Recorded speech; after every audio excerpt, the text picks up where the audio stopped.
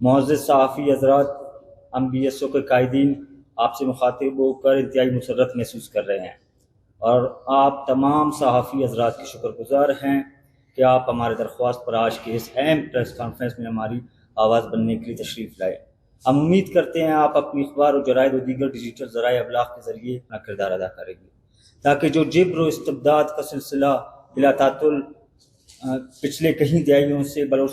سماج پر مسلط ہے اس کا ازالہ و انصاف ممکن ہو سکے۔ صحافی حضرات، آج کے اس پریس کانفرنس کے توسط سے گوش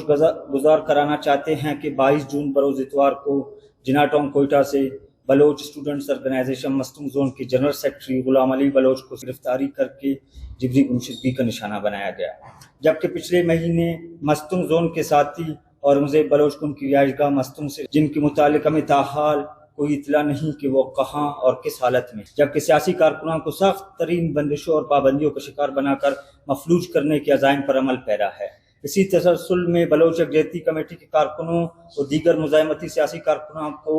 قید و بند کی صحبتوں میں رکھا گیا ہے۔ بلوچ اسٹوڈنٹس آرگنائزیشن کی دہائیوں پر محیط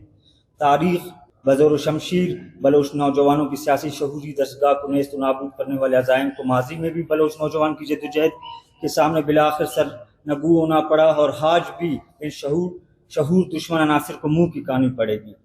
مگر بدقسمتی سے پچھلے کئی دہائیوں سے بلوچ سماج پر مسلط جبر و استحصال پر قائم پالیسیوں کے ذریعے ہر طرح کی سیاسی و جمہوری طرز جدوجہد پر قدغن لگائی گئی ہے۔ ہم سمجھتے ہیں غلام علی بلوچ اور اورنگزیب سمیت ہزاروں لاپتہ نوجوان ظلم کے خلاف آواز بلند کرنے کی پاداش میں جبری گمشدگی کا شکار ہیں، جو کہ شہری کی بنیادی حقوق و آئین کی بدترین پامالی ہے۔ یہ پیغام دینا چاہتے ہیں کہ